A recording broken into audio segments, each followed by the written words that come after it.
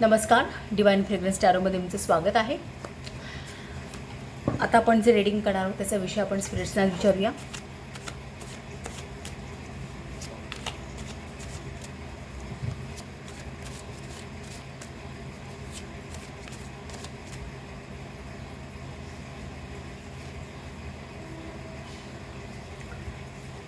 Does this person have crush on you? हा subject आहे, यावरती आपण रीडिंग करायचे. जी कोणी व्यक्ती आहे, सगळ्यांनाच हे रीडिंग लागू होणार नाही आहे, पण जी कोणी व्यक्ती आहे हा सब्जेक्ट बघितल्यानंतर लगेचच तुमच्या मनामध्ये ज्या व्यक्तीचं चित्रण आलं आहे त्या व्यक्तीचं क्रश आहे का तुमच्यावरती ते पाहूया आपण.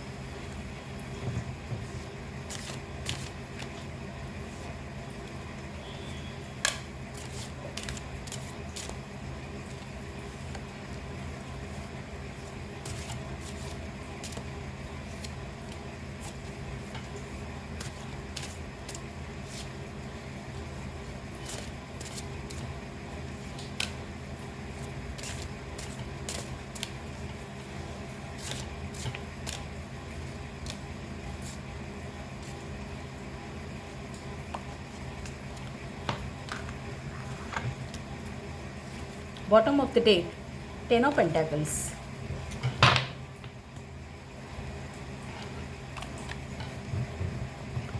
Bottom of the deck, Ten of Pentacles आहे.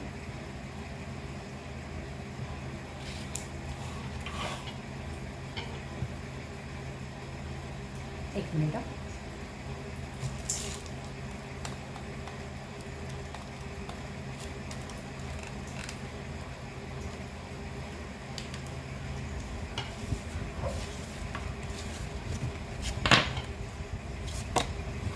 सो फर्स्ट कार्ड आहे इंटरफिअरन्स, एट ऑफ स्वोर्ड. हे फर्स्ट कार्ड आहे, eight of sword. Second card आहे मून कार्ड.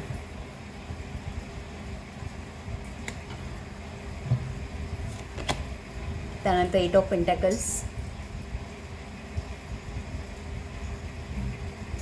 प्रुडन्स असा शब्द त्याला एक कीवर्ड आहे. Four of swords,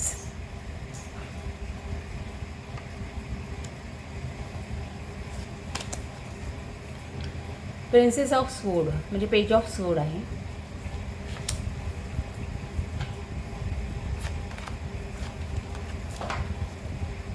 Knight of sword,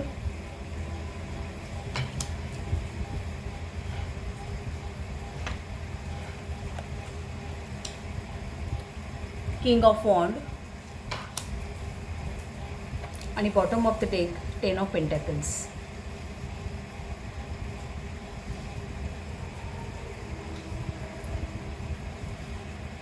आपण असं करूया, ओरॅकल कार्ड्स पण ड्रॉ करूया काही.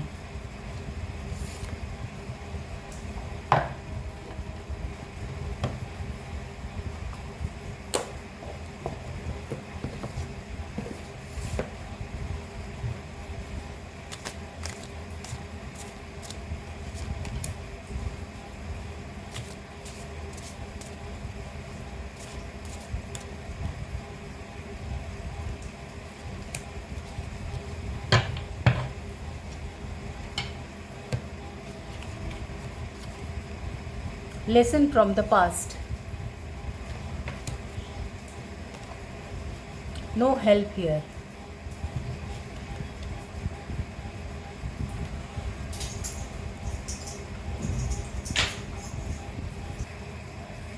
थोडं स्क्रीन खाली घेऊया म्हणजे जरा सगळे कार्ड्स व्यवस्थित दिसतील clearly. Okay, so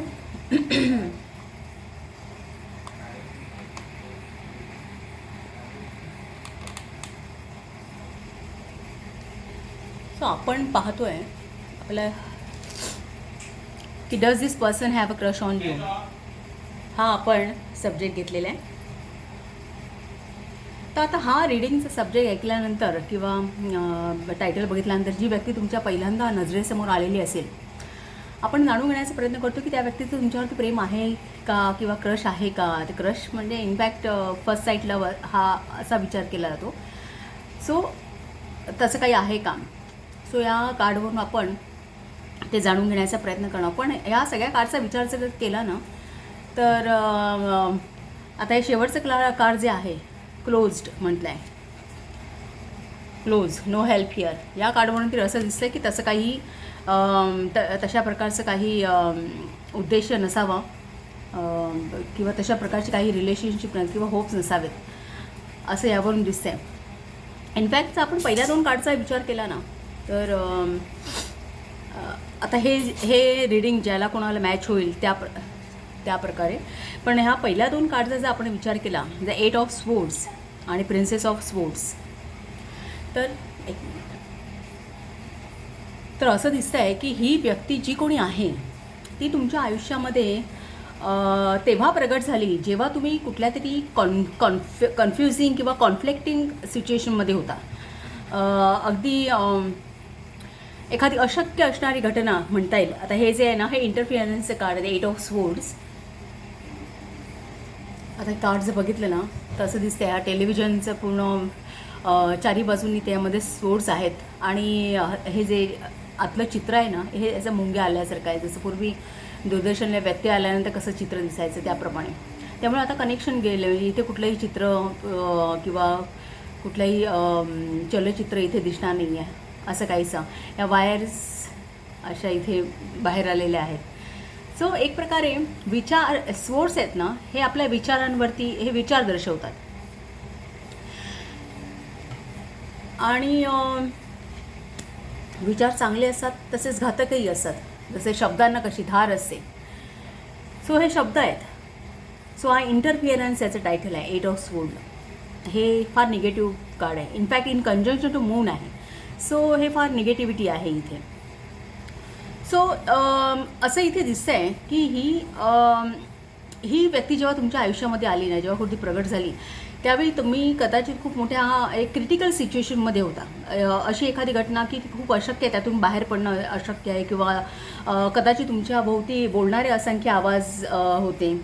may be एक प्रकारे तुम्ही चारी बाजूंनी तुम्ही एक आरोपांच्या फेऱ्यामध्ये जखडलेले होतात असं काहीसं दाखवणारं हे कार्ड आहे. मे बी कदाचित एखादी अशी घटना की जी आयुष्याला पॅरालाइज करून टाकेल. एखादी अशी कंडिशन की मे बी तुमचे सगळे संपर्क तुटलेले होते, संवाद विखवलेला होता. मे बी असं काहीसं घडलं असेल. कदाचित तुमचं आता इंटरफिअरन्स नाव आहे इथे. तर मे बी कदाचित बऱ्याच लोकांचा तुमच्या आयुष्यामध्ये एक हस्तक्षेप असेल. फार गोंधळलेली एखादी स्थिती असेल किंवा तुम्हाला एक अनिश्चितता असेल तुमच्या विचारांमध्ये त्यावेळी. आणि अशा वेळी जेव्हा अशा प्रकारची कंडिशन असते की माणसामध्ये फार एक रेसलेसनेसपणा येतो. एक मनुष्य अनप्रोडक्टिव्ह बनून जातो. आयुष्य त्याचं ठप्प होतं. एक गती राहत नाही. म्हणतात ना एक प्रकारचं पॉवरलेसपणा एक स्टक होऊन जातं सगळं काही. सो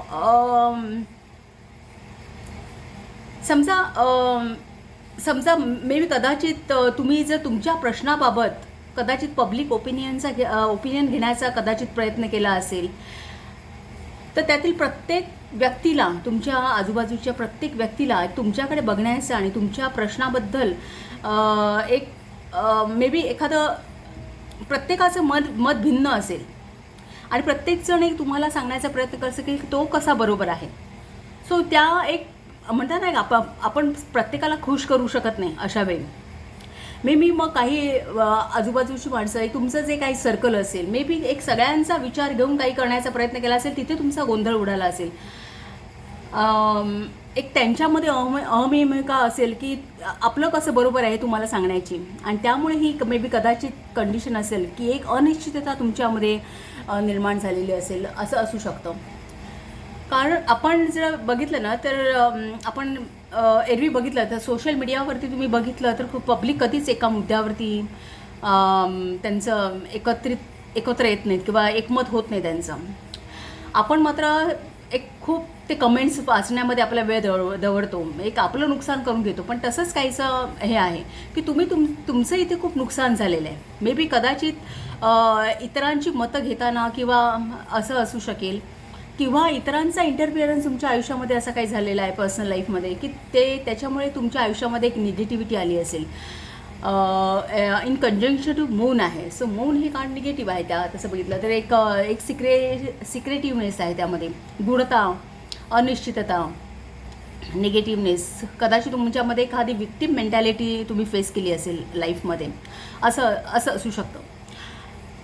कारण ह्या दोघांचं कॉम्बिनेशन ही खूप क्रिटिकल कंडिशन, म्हणजे हे जे कार्ड जर तुम्ही रायडर वेटच्या डेकमध्ये बघितलं ना, तर एक स्त्री आहे की तिला पूर्ण तिचे हातपाय बांधलेले आहेत, तिचे डोळ्यावरती पट्टी आहे आणि ती या पूर्ण स्वोर्ड्सच्या गराड्यामध्ये आहे. आणि एक पायाखाली पाणी आहे, म्हणजे पाणी हे आपले इमोशन्स असतात. सो इमोशन्स पायदुळी तुडवलेले आहेत अशा प्रकारचं. आणि आजूबाजूला ती एकटीच आहे, आजूबाजूला कोण नाही आहे. एक सोशल लाईफ हिच्यापासून फार दूर आहे, असं काहीसं एक चित्र आहे. मी एक मिनिट दाखवतो तुम्हाला.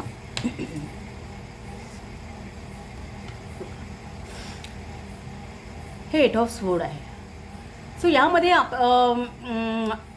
असं आहे की एक प्रकारची विक्टिम मेंटॅलिटी दिसते की मुवमेंटला जागा नाही आहे, लाईफ स्टक झालेलं आहे. आणि हे जे आहेत सोर्स हे विचार आहेत, इतरांचे विचार आहेत. तुम्ही इतरांच्या विचारांना फार महत्त्व देत आहे अशा प्रकारचं महत्त्व तुम्ही देत आलात अशा प्रकारचं काहीसं आहे. सो मे बी कदाचित ही एक प्रकारची बॉन्डेज तर आहेच, एक प्रकारची फसवणूक पण मे बी कदाचित तुम्ही फेस केलेली असेल असं एखादा. हे या कंडिशन सगळ्यांनाच लागू. मुळात हा जो आपला प्रश्न आहे हा प्रत्येकाच्या बाबतीमध्ये असेलच असं नाही, जो आपला सब्जेक्ट आहे आजच्या रिडिंगचा. सो ज्या कोणाच्या बाबतीत मे बी ज्याला काही कोणाला रेझोनेट होईल. कारण ह्या कार्ड्सचे इमोशन्स, हे दोन्ही कार्डच्या कॉम्बिनेशनचे इमोशन हे खूप स्ट्रॉंग आहेत. इनफॅक्ट एक प्रकारे एखाद्या व्यक्तीच्या पर्सनल एखाद्या कॅरेक्टरवरती अब्युझिव्ह अटॅक केला असेल, किंवा चारित्र्यावरती, किंवा त्याचं एक चांगलं गुडविल असेल, चांगलं नाव असेल तर त्याच्यावरती एखादा अटॅक, किंवा म्हणतात बदनामी हा प्रकार, किंवा एखादी इम्बॅरेसमेंट, ही सिच्युएशन ही दाखवते.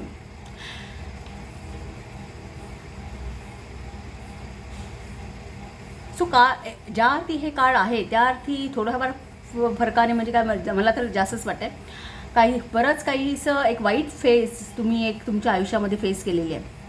आणि मून कार्ड सांगतं त्यामुळे तुम्ही तुमच्या लाईफमध्ये खूप मिस्ट्री, एक प्रकारची गूढता, भीती, एन्झायटी, एखादा अनिश्चितपणा, कन्फ्युजन, किंवा एखादा तुमच्यामध्ये तुम्ही खूप मेंटल ब्लॉकेजेस फेस केले आहेत.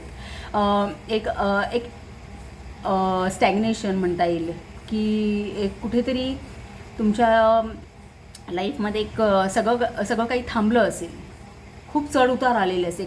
काही बाबतीमध्ये काही वेळा मून कार्ड गुप्त शत्रू पण तुम्हाला निर्माण झालेले असेल. सो ह्या अशा क्रिटिकल सिच्युएशनच्या वेळी ही व्यक्ती तुमच्या लाईफमध्ये आलेली आहे.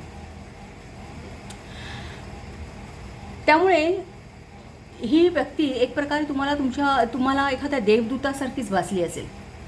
या व्यक्तीने तुमचं दुःख फार जवळून बघितलेलं आहे. आता पेज ऑफ सोर्ड सांगतो.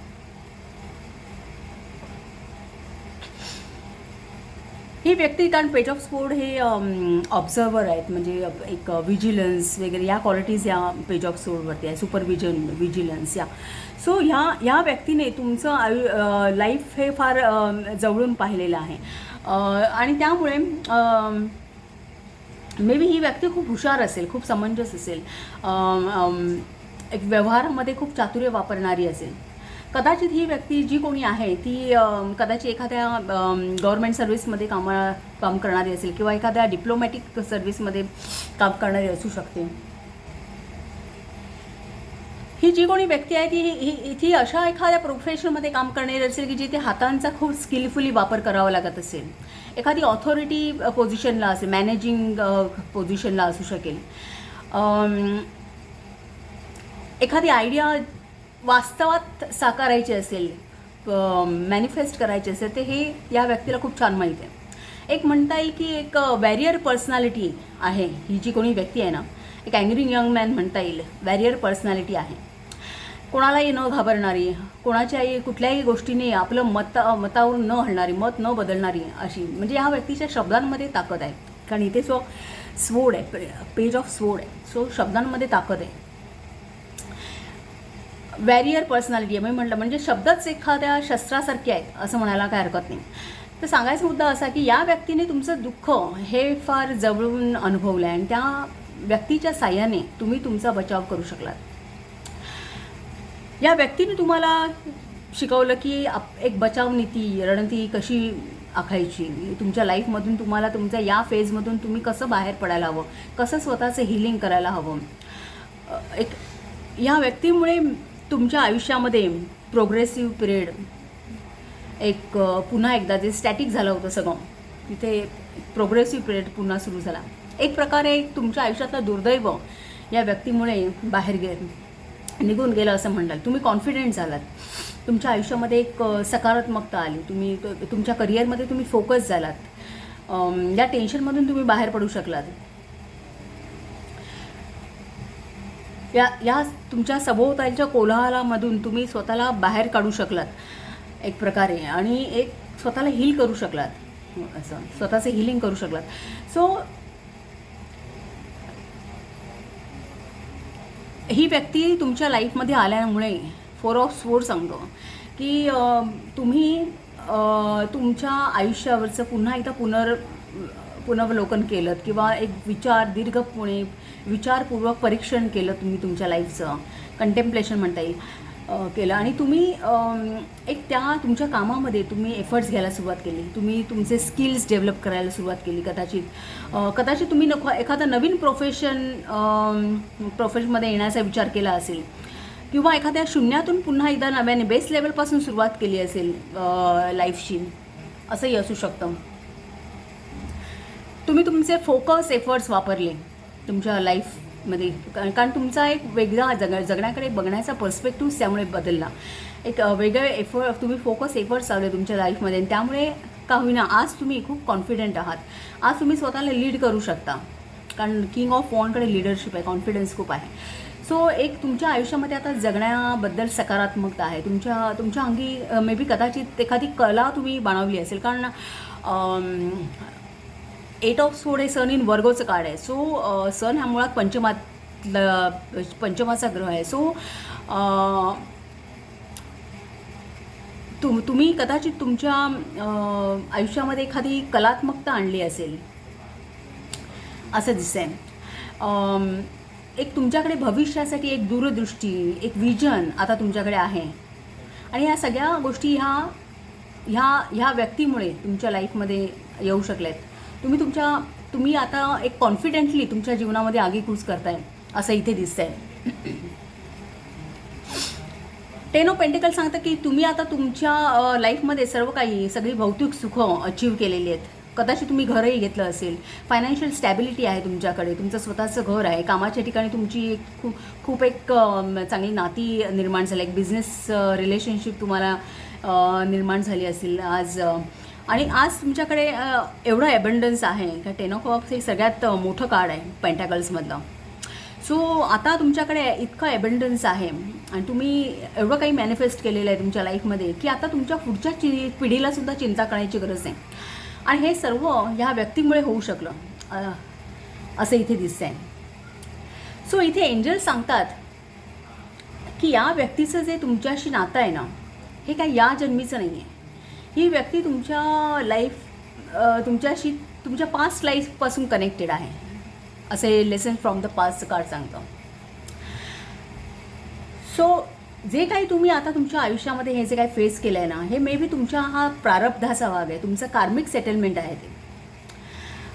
पण जर तुम्ही या व्यक्तीमध्ये तुमचं प्रेम कदाचित शोधत असाल किंवा त्या दृष्टीने जर काही विचार करत असाल, तर मग तुम्ही हा चुकीचा दरवाजा ठोकताय असं एंजल्स सांगतात.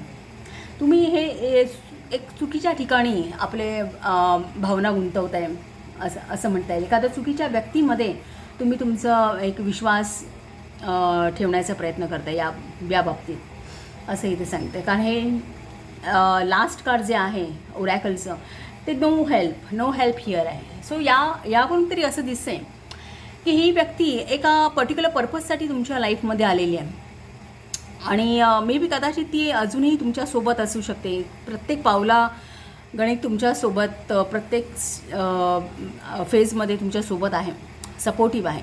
मे बी ती हे काहीतरी कार्मिक सेटलमेंट, हे कदाचित तुमचं सोल कॉन्ट्रॅक्ट असू शकतं किंवा कार्मिक सेटलमेंट असू शकतं आणि मे बी त्या त्या लाईफ पर्पजसाठी ही व्यक्ती तुमच्यासोबत आहे. सो हा जो काय आपला प्रश्न आहे त्या दृष्टीने जर विचार केला तर त्याचं उत्तर नाही असंच आहे, असे इथे एंजल्स सांगतात. मे बी ही व्यक्ती कदाचित तुमचे, आता लेसन्स फ्रॉम द पास्ट ह्या कार्डवरून तर सांगतं, कदाचित हे तुमचे ॲन्सेस्टर्स असतील, कदाचित तुमचे एल्डर्स असतील कोणीतरी जे पूर्वीचे आहेत आणि ज्यांचा मे बी तुमच्यावरती जीव होता आणि ते एक नव्या रूपामध्ये मे बी तुमच्यासाठी पुन्हा आले असतील, असंही असू शकतं, कारण हे कार्ड्स ॲन्सेस्टर्स पण दाखवतं. सो ही व्यक्ती ही तुमच्याशी फार पूर्वजन्मांपासून, पास्ट लाईफपासून कनेक्टेड आहे, असे इथे एंजल्स सांगतात. सो हे हे इंटरप्रिटेशन होतं तुमचं. बघा तुम्हाला ज्यांना कोणाला रिझोनेट होत असेल ते.